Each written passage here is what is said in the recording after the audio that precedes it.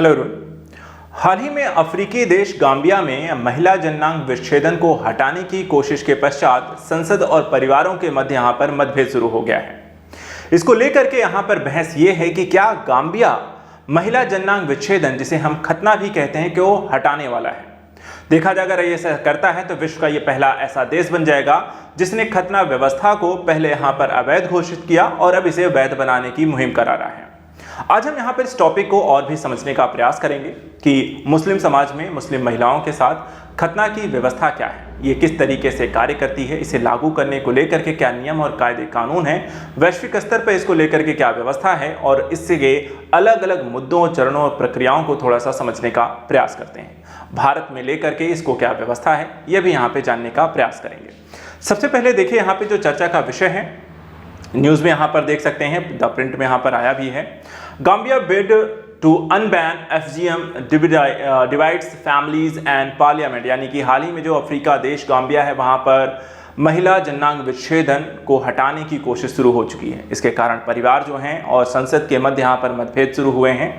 और अगर हम इस बिंदु को, यानी इस पूरी प्रक्रिया को, इस पूरी न्यूज़ को यहाँ पे समझने का प्रयास करें, टॉपिक को समझने का प्रयास करते हैं, तो एक एक करके सबसे पहले इसकी पूरी कहानी को समझते हैं। देखिए, गाम्बिया जो है इसने सबसे पहले क्या किया, 2015 में इसने FGM को, शॉर्ट फॉर्म में जिसको हम कहते हैं महिला जननांग विच्छेदन, या हिंदी में हम इसे खतना भी कह सकते हैं, FGM को गैर कानूनी घोषित किया था 2015 में। और अब यहाँ पे 2024 में करीब लगभग एक दशक में से फिर से वैध बनाने की कोशिश कर रहा है।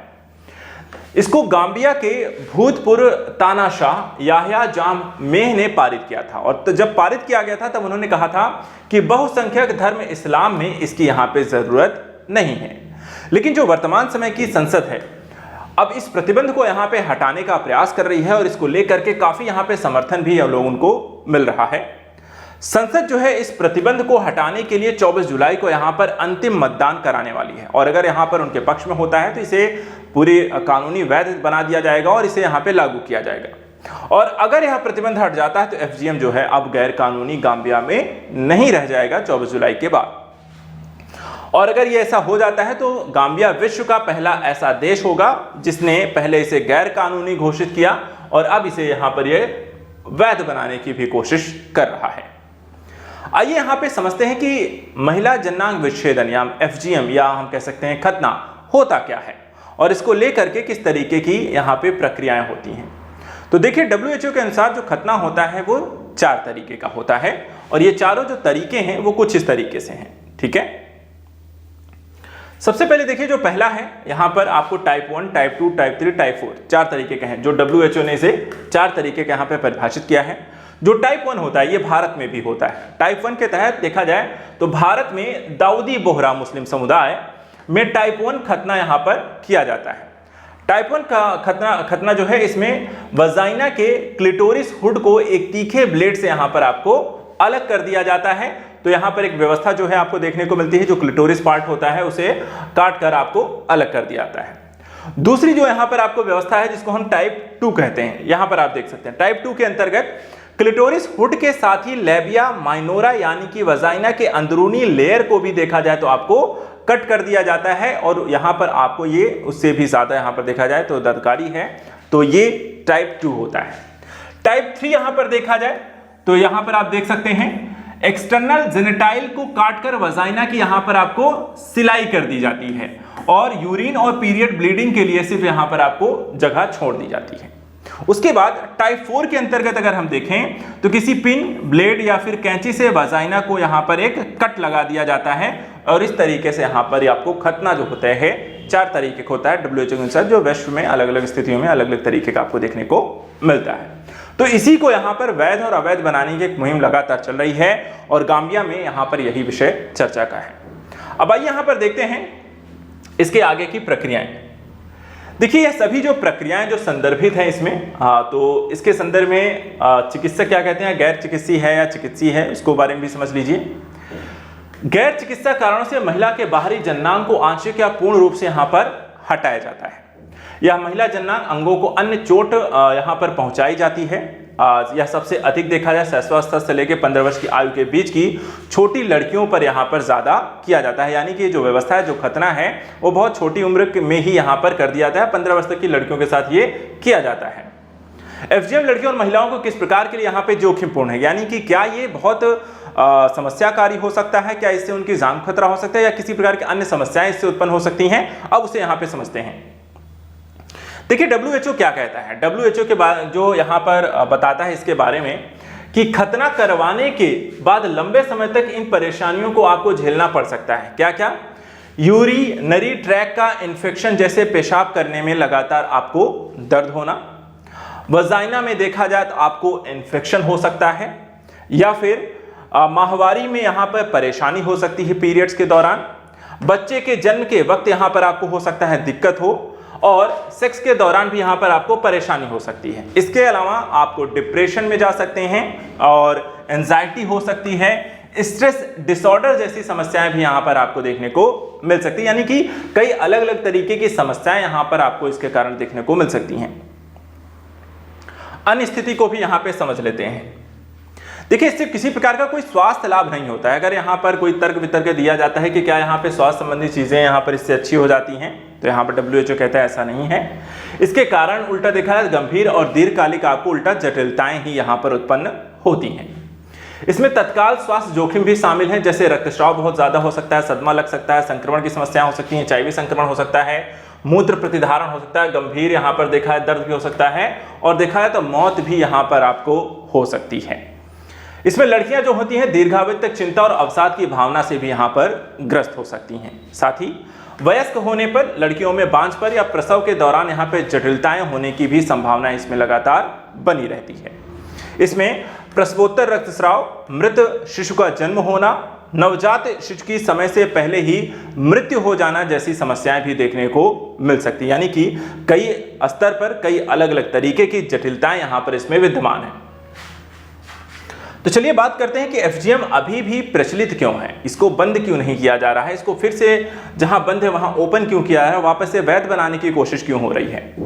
देखिए, इसके प्रचलन के कारण अलग अलग देशों में अलग अलग हो सकते हैं और इसमें अपनी अपनी सामाजिक व्यवस्था इसमें शामिल होती है। इनको हमेशा देखा सामाजिक स्वीकृति, सांस्कृतिक धार्मिक मान्यताओं से यहाँ पे जोड़ दिया जाता है और उसको यहाँ पर पालन किया जाता है। इसमें स्वच्छता के बारे में गलत यहाँ पे धारणाएं भी बनाई जाती हैं, जिससे समस्या होती है। इसको लड़की के कौमार्य को बनाए रखने का भी एक साधन माना जाता है। इसमें सोमालिया में 98% महिलाएं यहाँ पर गुजर चुकी हैं और इस प्रथा को धार्मिक आवश्यकता के रूप में यहाँ पर देखा जाता है। गाम्बिया में देखा इसको एक मुस्लिम के रूप में यहाँ पे दायित्व के रूप में देखा जाता है, जो कि परिवारों में एक संस्कार के गहराई में यहाँ पर आपको निर्मित है, यानी कि निहित है। एक संस्कार के तौर पर यहाँ पर इसको शामिल किया जाता है और उसको यहाँ पर अपनाया जाता है। वैश्विक स्तर पे अगर हम बात करें इसका कितना यहाँ पे प्रचलन है, स्थिति क्या है, आंकड़े क्या हैं, तो दुनिया भर में देखें तो FGM से गुजरने वाली लड़कियों और महिलाओं की यहाँ पे सही संख्या अभी भी अज्ञात है। 3 महाद्वीपों के 31 देशों की कम से कम 230 मिलियन लड़कियां और महिलाएं देखा जाए तो इस प्रथा का यहाँ पर शिकार हुई हैं। UNFA के अनुसार प्रत्येक वर्ष 4 मिलियन से ज्यादा लड़कियों को इसका खतरा यहाँ पर होता है। वर्ष 2030 तक 3 में से 1 लड़की उन 31 देशों में पैदा होगी जहां FGM यहाँ पे सबसे अधिक आपको प्रचलित होगा। इसमें आने वाले समय में 68 मिलियन लड़कियां यहाँ पर देखा जाए इस जोखिम का शिकार हो सकती हैं। वर्ष 2030 में पीड़ित लड़कियों और महिलाओं की संख्या यहाँ पर आपको अधिक होने वाली है, जो कि डेटा यहाँ पर आपको दर्शाता है। गाम्बिया में FGM प्रतिबंध को खत्म करने की भी लड़ाई दूसरी तरफ चल रही है। परिवार जो है इसका विरोध भी यहाँ पर आपको कर रहे हैं। देखा जाए तो वर्ष 2015 में इस प्रथा पर प्रतिबंध लगाया गया और सरकार इसे 2030 तक यहाँ पे समाप्त करने के लिए एक राष्ट्रीय रणनीति भी यहाँ पर बनाई गई। इस प्रथा के गैर कानूनी होने के बावजूद अदालतों में अब तक केवल 2 FGM मामलों का ही मुकदमा यहाँ पर चलाया गया है और FGM के खिलाफ पहली सजा मिलने यहाँ पर अगस्त में दी गई है। तो इस तरीके की जो व्यवस्थाएं हैं, कानून बना भी दिया जाए तो भी यहाँ पर उसका पालन उस तरीके से नहीं किया जा रहा है जैसा यहाँ पर होना चाहिए। वहीं गाम्बिया की सुप्रीम इस्लामिक जो काउंसिल है यहाँ पर ने बार बार इस प्रतिबंध को खत्म करने की यहाँ पर आपको मांग भी की है। तो ये दिखाता है कि यहाँ पर इसको किस हद तक यहाँ पे समाज में स्वीकार्यता इसको किस हद तक है। यह देश में मुस्लिम मौलवियों का यहाँ पर मुख्य निकाय है और गाम्बिया महिला अधिकार कार्यकर्ताओं के अनुसार अगर प्रतिबंध को वापस लिया जाता है तो यहाँ पर बहुत बुरा होगा और इससे महिलाओं और यहाँ पर बाकी लोगों को सभी को यहाँ पर इसका सामना करना पड़ेगा और कानूनन हो जाएगा, यहाँ पे कोई कुछ कह भी नहीं सकता।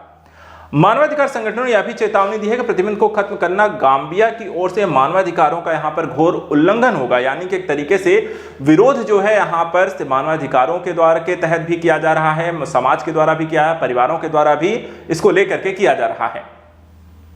इसके अलावा अन्य अफ्रीकी देशों में देखा इसका प्रभाव आपको देखने को मिले तो अलग अलग देशों में यहाँ पर इसके प्रभाव अलग हैं। कुछ देशों में हम देखें चाहे वो इथियोपिया है, नाइजीरिया है, कैमरून है, माली है, इजिप्ट है, नाइजर, चाड और अन्य देशों में और खासकर यहाँ पर देखा जाए जो बाकी जो व्हाइट एरियाज हैं यहाँ पर कोई डाटा आपको उपलब्ध नहीं है। रेड एरियाज में देखा जाए तो जो है सबसे ज़्यादा एक एरिया आपको देखने को मिल सकता है, बाकी वहाँ पर धीरे धीरे आपको इसके एरिया जो है धीरे धीरे आपको कम होने लगते हैं। सूडान में देखा जाए तो यहाँ पर चला रही क्रांति का यहाँ पर आपको सूडान में देखा जाए तो ये भी विरोध किया जा रहा है। महिला अधिकार कार्यकर्ताओं पर यहाँ पर लगातार इसको लेकर के प्रतिबंध भी लगाए गए हैं। इसकी सार्वजनिक भागीदारी पर देखा है इसमें प्रतिबंध लगाया गया है। तंजानिया में देखा जाए तो ऐसा ही एक कानून है जो कि किशोर माताओं को सरकारी स्कूलों में जाने से रोकने का प्रयास है और तब से यहाँ पर इसे निरस्त भी किया गया। वर्ष 2021 में केन्या में देखें तो FGM प्रतिबंधों को निरस्त करने के लिए भी यहाँ पे आपको कानून लगाया गया और वहाँ की अदालत के द्वारा इसको यहाँ पर निरस्त भी कर दिया गया। इसी तरीके से मिस्र में भी मेडिकल FGM की यहाँ पर आपको अनुमति है। तो यहाँ पर अलग अलग देशों में अफ्रीका में इसको लेकर के जो स्थिति है वो आपको बहुत ही स्पष्ट है। बात कर लेते हैं भारत में भी लेकर के, अफ्रीकी देशों के साथ साथ क्या भारत में लेकर के भी इसको लेकर कोई व्यवस्था है? तो देखिए भारत में ऐसा कोई कानून नहीं है जो देश में FGM प्रथा पर प्रतिबंध यहाँ पे लगाता है। वर्ष 2017 की अगर हम बात करते हैं तो सुप्रीम कोर्ट में याचिका के जवाब में महिला और बाल विकास मंत्रालय ने कहा था कि वर्तमान में कोई आधिकारिक डेटा या अध्ययन नहीं है जो भारत में FGM के अस्तित्व का यहाँ पे समर्थन करता। हालांकि कुछ अन्य अनौपचारिक रिपोर्टों के अनुसार FGM की प्रक्रिया मुख्य रूप से महाराष्ट्र, केरल, राजस्थान, गुजरात, मध्य प्रदेश के राज्यों में बोहरा समुदाय के बीच यहाँ पर आपको ज्यादा ही प्रचलित हैं और वही यहाँ पर इस प्रक्रिया को यहाँ पर अपनाते हैं। FGM के उन्मूलन हेतु यहाँ पर देखा है तो वैश्विक पहल क्या क्या की गई है वो भी समझ लीजिए। देखिए यूनिसेफ इसको लेकर के यहाँ पे लगातार काम कर रहा है। संयुक्त राष्ट्र जनसंख्या कोष संयुक्त रूप से यहाँ पर इसको लेकर के काम कर रहे हैं और दोनों देखा जाए तो इसको समाप्त करने के लिए दुनिया के सबसे बड़े कार्यक्रम का यहाँ पर नेतृत्व करते हैं और इसकी शुरुआत देखा जाए 2008 में की गई। वर्ष 2012 में देखें संयुक्त राष्ट्र यहाँ पे महासभा ने इस प्रथा के उन्मूलन के प्रयासों की प्रगति को यहाँ पर और भी बेहतर करने का प्रयास किया है और इसी उद्देश्य के तहत 6 फरवरी को international day of zero tolerance for female genital mutilation के रूप में यहाँ पर घोषित किया गया है। वर्ष 2024 में देखें इसको लेकर एक थीम बनाई गई, थीम रखा गया हर वॉइस हर फ्यूचर आवाज, यानी हर वॉइस हर फ्यूचर और इसी के तहत यहाँ पर चीजों को डेवलप किया गया और इस पर प्रतिबंध लगाने का प्रयास किया गया। इसको लेकर लोगों को जागरूक करने के भी यहाँ पे प्रयास में शामिल हैं। इसी तरह देखा संयुक्त राष्ट्र सतत विकास लक्ष्य 5 का यहाँ पे अनुपालन करते हुए वर्ष 2030 तक इस प्रथा को पूर्ण रूप से समाप्त करने के लिए भी यहाँ पे प्रयास किए जा रहे हैं। वहीं SDG 5.3 का जो उद्देश्य है कि समाज में व्याप्त सभी कुप्रथाओं, बाल, अल्प आयु, जबरन विवाह, फीमेल जेनिटल म्यूटिलेशन को यहाँ पे खत्म करना है, यानी कि सतत विकास लक्ष्यों के तहत भी इसे शामिल किया गया है और इसे यहाँ पे खत्म करने का प्रयास लगातार किया जा रहा है। तो वर्तमान समय में खतना जैसी व्यवस्था को लेकर के क्या गांबिया में इसे फिर से वैध किया जाएगा, वैश्विक स्तर पर इसको लेकर इस तरह प्रयास होंगे, ये तो आने वाला वक्त बताएगा। फिलहाल आज के समय में इतना ही। नेक्स्ट वीडियो में कुछ और इंपॉर्टेंट टॉपिक्स को लेकर डिस्कस करेंगे। Thank you so much and good luck.